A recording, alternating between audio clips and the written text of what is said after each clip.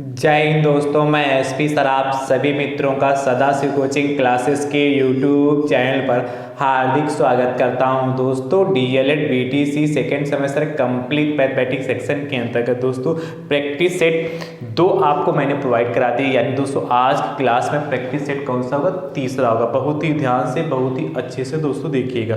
Practice set तीसरे का पहला प्रश्न बहुत ही ध्यान से देखिएगा दोस्तों। इसके पहले जो मैंने प्रैक्टिस सेट प्रोवाइड कराया, यदि आपने नहीं देखा और देखना चाहते हैं तो दोस्तों उसके लिए मैंने प्लेलिस्ट बनाई जिसका नाम है DElEd second semester maths PS PYQ and MP 2024 इस नाम से प्लेलिस्ट बनी। जैसे आप इस पर क्लिक करेंगे तो जो मैंने इसके पहले प्रैक्टिस सेट प्रोवाइड कराया वो आप देख पाएंगे।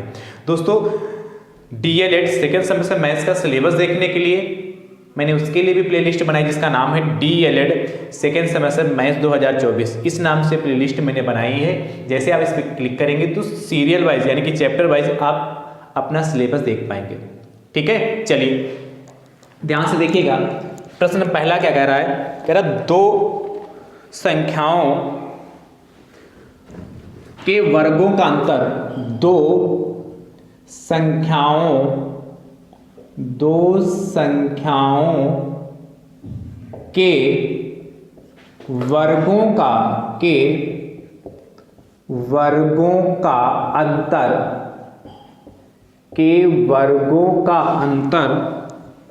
145 है।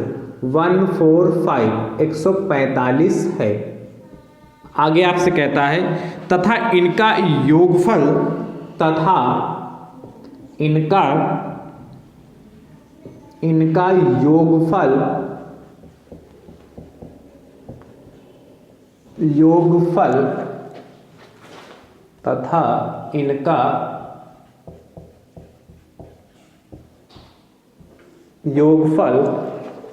29 है, 29। आगे आपसे कहता है तो दोनों संख्याएं बताइए। तो दोनों संख्याएं बताइए।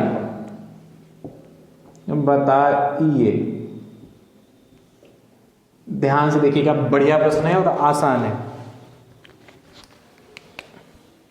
आपसे कह रहा है दो संख्याओं के वर्गों का अंतर 145। दो संख्याएं आपको दे रखी हैं, दे क्या रखी हैं आपको नहीं पता है तो उनको मान लेंगे। दो संख्याओं के वर्गों का अंतर 145 तथा इनका योगफल 29 है। दोनों संख्याओं को हम जोड़ देते हैं तो योगफल 29 आता है। तो आपसे संख्याएं पूछी हैं तो दोस्तों हम क्या करेंगे? माना पहली संख्या बराबर, दो संख्या कहा था, माना पहली संख्या बराबर x और दूसरी संख्या बराबर आपसे कह रहा है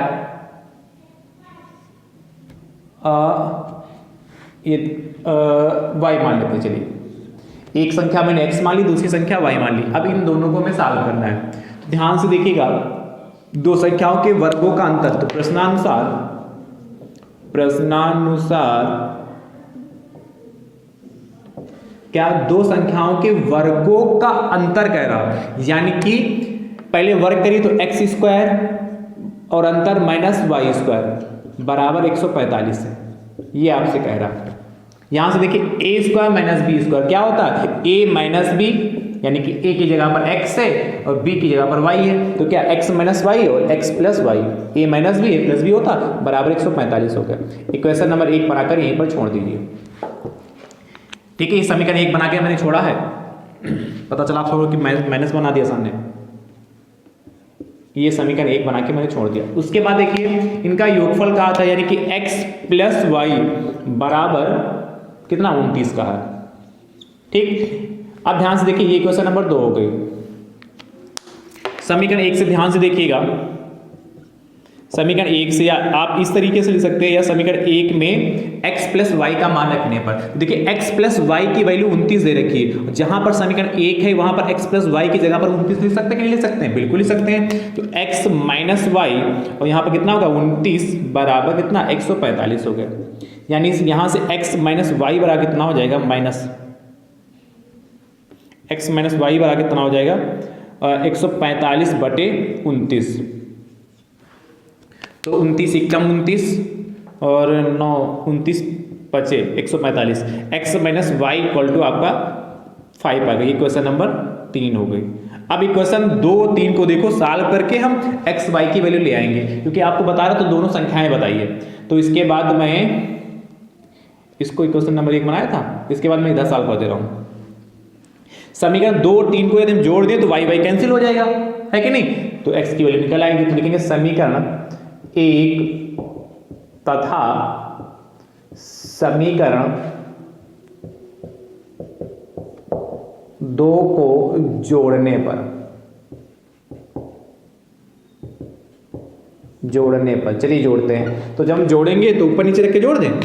तो समीकरण 1 नहीं, समीकरण 2 और 3 को जोड़ना ना, तो यहां 1 की जगह 2 कर लो।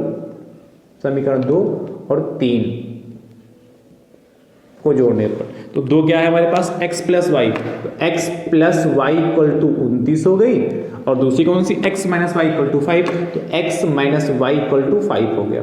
जोड़ देते हैं। तो जब जोड़ोगे तो देखिए प्लस का y माइनस का y कैंसिल हो गया और x प्लस एक्स कितना 2x हो गया। तो 2x बराबर 29 और 5 34, है कि नहीं?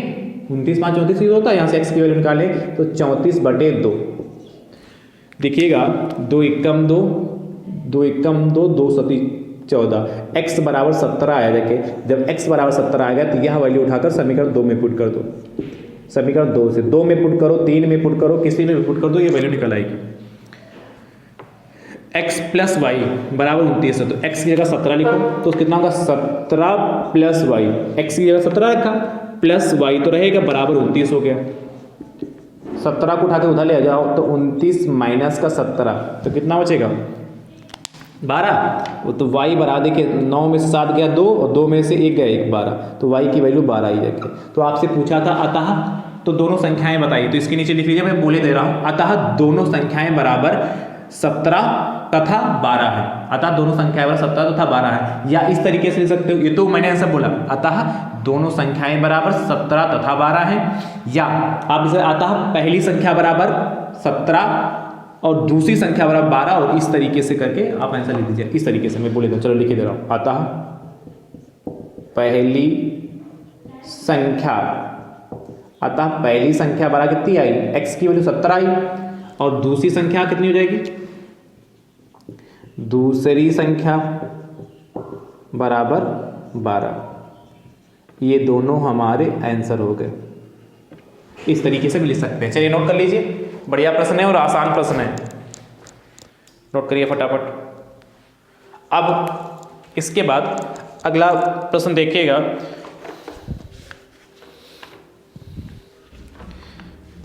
ध्यान से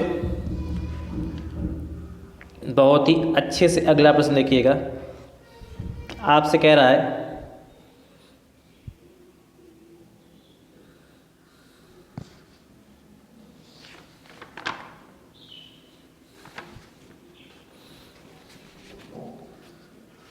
देखिए, छोटा सा प्रश्न ले रहा हूं अगला, इसको रख करूं, पहले के बाद दूसरा क्वेश्चन देखिएगा।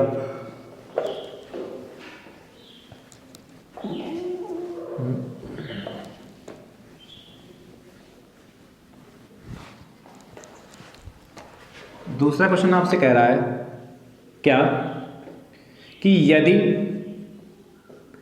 x बराबर 1/2 हो तो 3x ब्रैकेट में 4x माइनस 5 प्लस 3 का मान बताइए,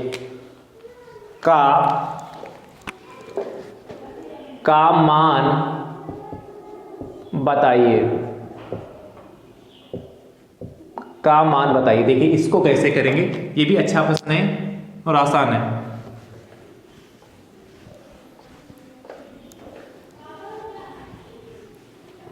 ध्यान से देखिएगा, क्या कह रहा है, आपसे कह रहा है यदि x बराबर 1/2 तो हमें इसका मान बताना है। क्या हमें क्या दिया है, दिया है x बराबर 1/2, तो 3x ब्रैकेट में 4x माइनस 5 प्लस 3, इसमें आप वैल्यू पुट कर दीजिए। देखिए 3 इंटू एक्स की जगह कितना रखोगे 1/2, एक्स की जगह कितना रखोगे तो 1/2, तो 1/2 हो गया, ब्रैकेट में 4 इंटू एक्स की जगह 1/2 माइनस 5 और प्लस का 3, 2 1 कम 2, 2 दूना 4, देखिए कितना हो जाएगा 3/2 और ब्रैकेट में 2 और माइनस का 5 प्लस 3 हो गया, तो 3/2 ये हो गया। जाके इसमें से घटाइए, 2 में से 5 जाएगा तो माइनस का 3 प्लस का 3, तो यहाँ कितना माइनस का 3 3 9/2 प्लस 3, तो हम क्या करेंगे यहाँ पर 2 एलसीएम ले लेंगे, तो यहाँ पर 9 ही आएगा, इसके नीचे 1 मानेंगे, 1 से इसको भाग करें 2 आएगा और 2 की मल्टीप्लाई 3 से तो 6, यानी कितना आएगा माइनस का 3/2। ये हमारा फाइनल आंसर आएगा, या लिख सकते हो माइनस का 1.5, यही लिख के छोड़ दो, माइनस का 9 प्लस का 6 तो माइनस का 3 तो बचेगा। चलिए नोट कर लीजिए। देखिए भैया अगला कह रहा है आपसे तीसरा क्वेश्चन, चलिए इसका एक होमवर्क दे रहा हूं, दूसरे के बाद तीसरा होमवर्क है। यदि x equal to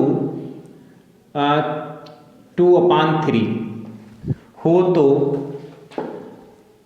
2x bracket में 5x माइनस का 1 और प्लस या चलिए माइनस का 2, या इसको प्लस का 2 कर लो, का मान बताइए। जैसे किया वैसे करिएगा, इसका उत्तर दोस्तों कमेंट बॉक्स में जरूर दीजिएगा। अगला तीसरे के बाद चौथा देखिए, फोर्थ क्वेश्चन आपसे कह रहा है, क्या कह रहा है, एक त्रिभुज का क्षेत्रफल, क्या कह रहा है, एक त्रिभुज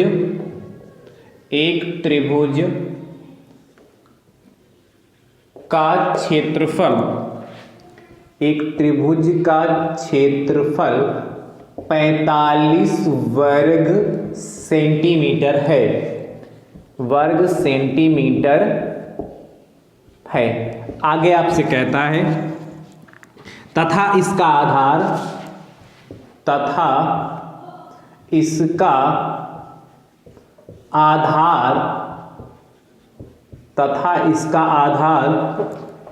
15 सेंटीमीटर है, 15 सेंटीमीटर है।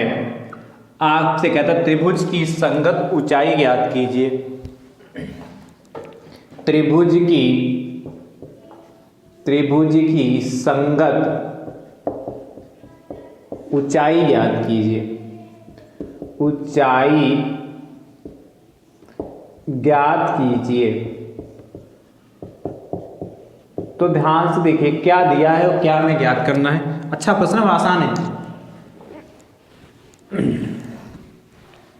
क्या कह रहा है, एक त्रिभुज का क्षेत्रफल 45 वर्ग सेंटीमीटर है, तो क्या दिया है हमें, दिया है क्या, त्रिभुज का क्षेत्रफल, एरिया ऑफ ट्रायंगल आपको पता है कितना, 45 वर्ग सेंटीमीटर। ठीक भैया, इसके बाद आपसे कहता है इसका आधार 15 सेंटीमीटर है, तो त्रिभुज का आधार इसको मान लेते हैं बी, बेस कितना 15 सेंटीमीटर है। तो आपसे पूछा क्या है, त्रिभुज की संगत ऊंचाई, तो मान लेते हैं, माना त्रिभुज की संगत ऊंचाई बराबर h सेंटीमीटर। ठीक है, तो आप जानते हैं त्रिभुज का क्षेत्रफल का फार्मूला क्या होता है, त्रिभुज का क्षेत्रफल, तो त्रिभुज का क्षेत्रफल का फार्मूला क्या होता है, 1/2 आधार गुणे ऊंचाई, 1/2 आधार गुणे ऊंचाई, किसकी ऊंचाई, 1/2 त्रिभुज का आधार गुणे त्रिभुज की ऊंचाई। भाई त्रिभुज का क्षेत्रफल लिखा तो बात तो एक ही है, त्रिभुज का क्षेत्रफल आपको 45 दे रखा है, 1/2 आधार b यानी कि 15 हो गया, और ऊंचाई आपने मानी कितनी है, h, तो h हो गया। तो देखिए 15 की मल्टीप्लाई 2 से करोगे तो 15 दूना 90 बराबर 15H, यानी कि H बराबर 90/15। तो 15 एकम 15 और 15 छक्का 90, यानी कि H बराबर 6 सेंटीमीटर आया। तो फाइनल आंसर क्या लिखोगे? अतः त्रिभुज की संगत ऊंचाई बराबर 6 सेंटीमीटर।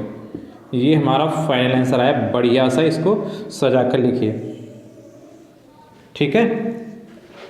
नोट कर लो फटाफट भाई इसको।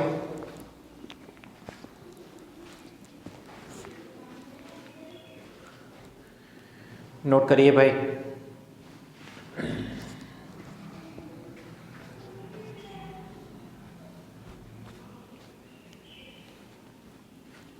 अगला आपसे कहा चौथे के बाद पांचवा।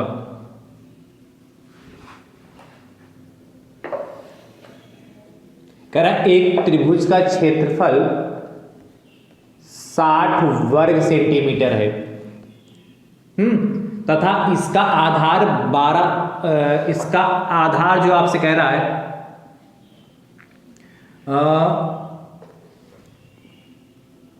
20 सेंटीमीटर है। तो त्रिभुज की संगत ऊंचाई ज्ञात कीजिए। जैसे किया है वैसे करिएगा और इसका उत्तर दोस्तों आप कमेंट बॉक्स में जरूर दीजिएगा, ठीक है। चलिए इसको नोट करिए। ये कौन सा होगा? पांचवा, ठीक है।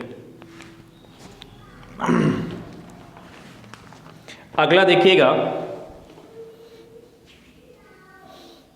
ठीक है। नोट कर लिया?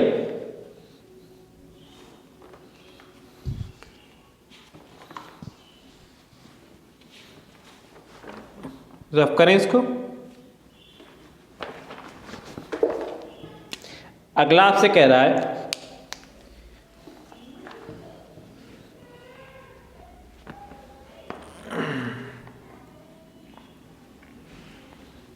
इसको रफ करें। पांचवें के बाद छठा क्वेश्चन। छठा कह रहा 6 नंबर, बहुत ध्यान से कह रहा 72 किलोमीटर पर आवर की चाल से जा रही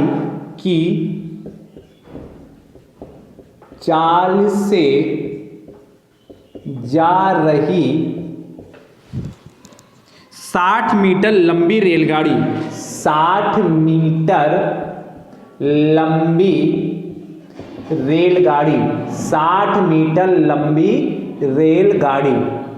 आगे क्या कहता है? एक बिजली के खंभे को बिजली के खंभे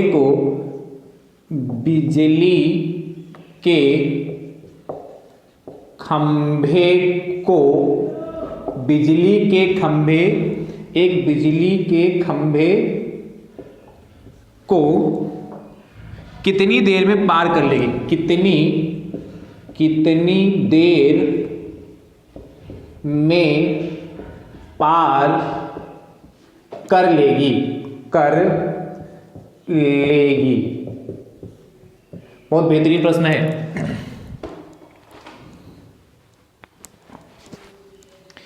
देखिएगा कितनी देर में पार कर लेगी। इसको रख करूं।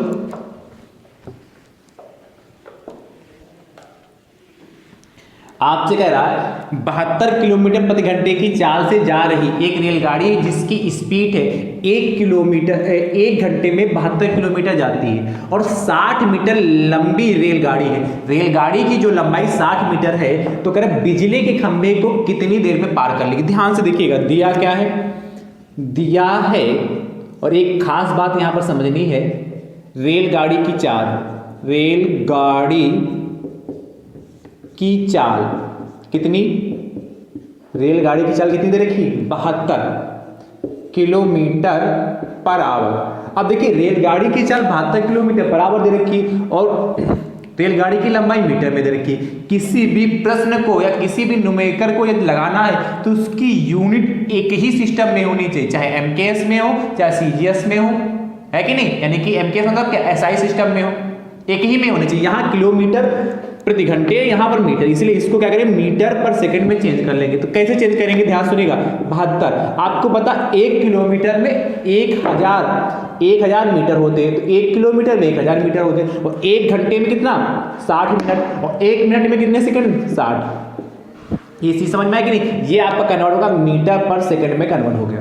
काट लीजिए, देखिए 0 से 2 0 गए, किससे कटेगा, 6 कम 6 6 कम 6, ठीक है, और 12 व 6 दूनी 12 हो गया। भाई 6 कम 6 12 होगा, 6 दूनी 12, 6 कम 6 6 दूनी 12, कितना आ गया 20 मीटर पर सेकंड आ गया। भाई 2 की मल्टीप्लाई 10 से करो, 20 मीटर पर सेकंड, यानी कि रेलगाड़ी की चाल 20 मीटर पर सेकंड आ गई। और रेलगाड़ी की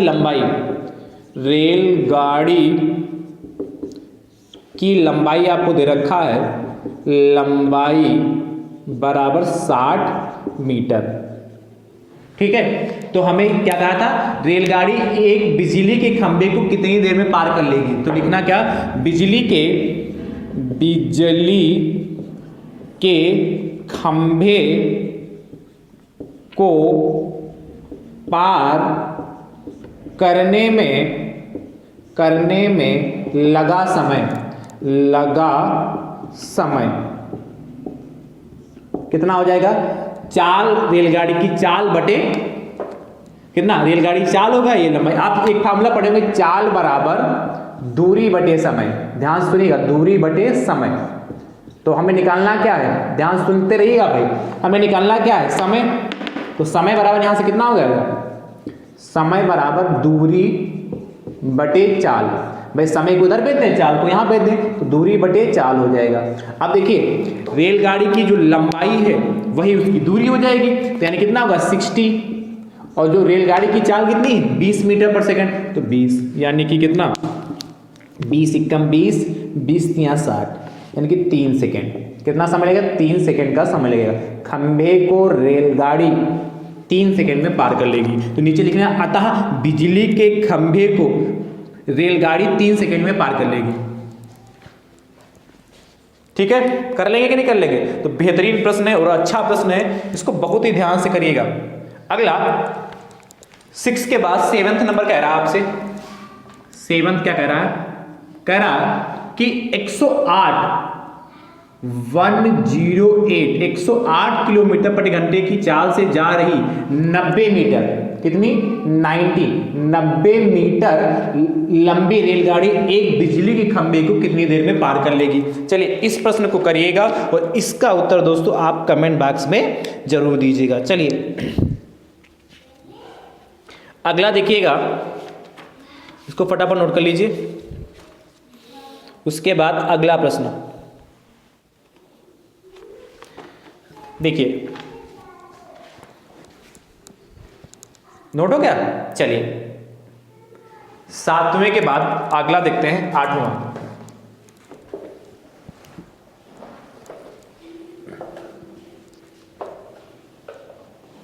इसको रख कर दो, नोट कर लिया कि नहीं।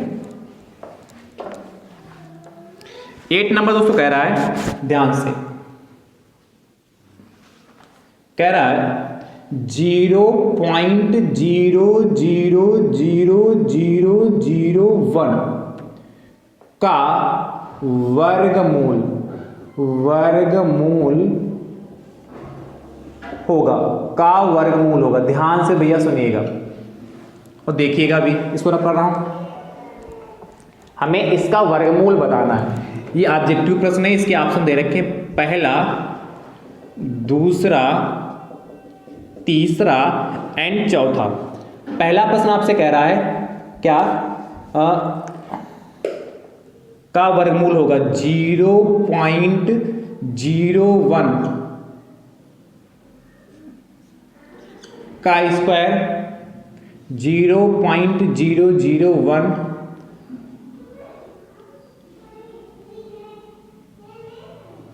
का स्क्वायर। अगला कह रहा है 0.0001 का स्क्वायर, और अगला कह रहा है 0.00001 का स्क्वायर। अब ध्यान सुनिए, चार ऑप्शन आपको दे रखे हैं, आपसे जानना चाह रहा है इसका वर्गमूल होगा। तो आप जानते हैं 0.00000 कितने, 2 2 4 1 5 और 1 का वर्गमूल मतलब ये। तो ये कैसे बनेगा, कैसे निकालेंगे, तो ध्यान से देखिएगा। वैसे यहां से आप जब वर्गमूल निकालना चाहेंगे तो इसको देखिए इस तरीके से ले सकते हैं क्या, बहुत ध्यान से। इसमें यदि वर्गमूल निकालना है तो आपको पता है कि 0.001 इंटू 0.001 लिख सकते हैं। इसको दो बार लिखेंगे तो देखिए 1 2 3 1 2 3 तीन डिजिट हैं यहाँ, 1 2 3 4 5 6 अंक बाद है, 1 की मल्टीप्लाई 1 से करोगे, ध्यान सुनते रहिएगा, 1 की मल्टीप्लाई 1 से करोगे 1 ही आएगा। और कितने अंक बाद पॉइंट है, 6 अंक बाद, 3 अंक यहाँ 3 अंक बाद यहाँ, तो 1 2 3 4 5 6, देखिए पॉइंट यहीं तो आएगा, देखिए यही चीज तो लिखी। यानी कि यदि हम यहाँ से निकालें, ध्यान से देखिएगा, यदि हम यहां से निकालें इसमें से तो क्या निकलेगा, 0.001 निकलेगा, इतना निकलेगा, ये आना चाहिए। पर यहां पर स्क्वायर लगा है, कह रहा का वर्गमूल होगा, तो वर्गमूल यदि स्क्वायर नहीं लगा होता तो ये ऑप्शन सही होता भाई। यदि यहां पर स्क्वायर ना लगाए यहां पर तो ये होता, ये तो सेम चीज इसका स्क्वायर करेंगे, इसका स्क्वायर करेंगे तो ये हो जाएगा, है कि नहीं। तो मेरे हिसाब से इस ऑप्शन में मैं स्क्वायर हटा दे रहा हूं, यदि स्क्वायर ना होंगे तो अब कैसा होगा, तो उसका वर्गमूल क्या हो जाएगा, ध्यान से देखते रहिएगा। ये मैंने हटा दिया। अब बताइए कौन सा ऑप्शन सही हो जाएगा, तो आपका ऑप्शन कौन सा, सेकंड सही हो जाएगा, 0.001। इतने का वर्गमूल कितना होगा, ये आप जब इसका वर्गमूल निकालेंगे तो ये आएगा। जैसे हम पूछे 4 का वर्गमूल है तो आप कहेंगे सर 4 का वर्गमूल 2 होगा, इसी प्रकार इसका वर्गमूल कितना होगा, ये होगा। क्लियर हुई बात कि नहीं क्लियर हुई, चलिए नोट करिए फटाफट। तो बेहतरीन प्रश्न है दोस्तों ये।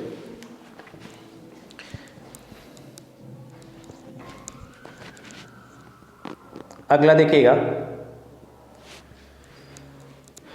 8 के बाद 9 रब करूं, 9th आपसे कह रहा है, ये ऑप्शन ले हटा दे रहा हूं, ऑब्जेक्टिव ही प्रश्न ले रहा हूं, 9th भी।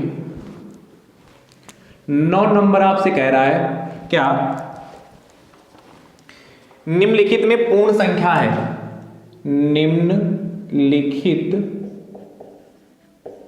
निम्नलिखित में पूर्ण संख्या है, मतलब होल नंबर की बात कर रही है।